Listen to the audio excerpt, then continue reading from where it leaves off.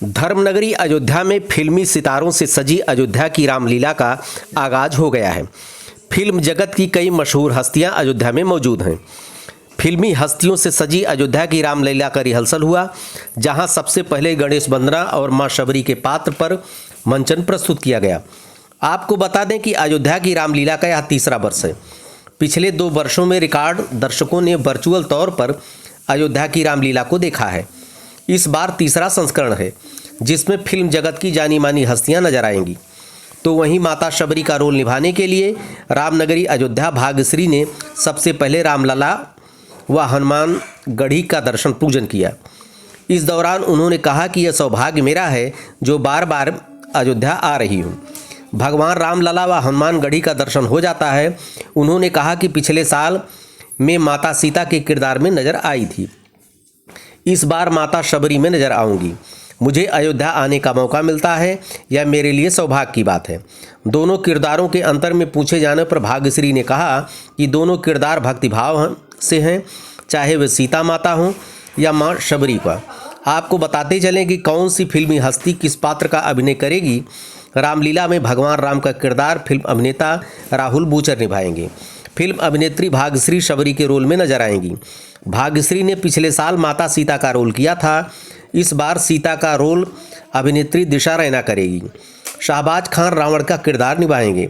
साथ ही बीजेपी की 3 सांसद भी इस बार अयोध्या की रामलीला में मंचन करेंगे। भोजपुरी फिल्म स्टार और सांसद मनोज तिवारी परशुराम का किरदार निभाएंगे। भाजपा से आजमगढ़ सांसद दिनेश लाल उर्फ निरहुआ लक्ष्मण की भूमिका में नजर आएंगे। तो गोरखपुर सांसद रविकिशन केवट के पात्र पर अभिनय प्रस्तुत करेंगे। इसके अलावा महाभारत में धृतराष्ट्र का पात्र निभाने वाले गिरजाशंकर राजा दशरथ का पात्र निभाने वाले निभाएंगे। बिंदु दारा सिंह हनुमान के किरदार में नजर आएंगे। फिल्म स्टार राजा मुराद कपिल शर्मा शो में बुआ का किरदार निभाने वाली उपासना सिंह के अलावा फिल्म जगत की नामचीन हस्तियां रामलीला में मंच पर दिखेंगी। गाना बहुत ही हिट हुआ था, उसके बाद आपने कई ऐसी फिल्में बनाई जो काफ़ी हिट हुई। उसके बाद अयोध्या की रामलीला, आप इसको किस तरह से देख रहे हैं? वो अलग माध्यम है, अलग चीज़ का है, और यहाँ एक भक्ति भाव से मैं आई हूँ। श्री राम के पावन धरती पर आई हूँ, अयोध्या आई हूँ। यहाँ राम जी के मंदिर, हनुमान जी के मंदिर के दर्शन हुए, माथा टेका।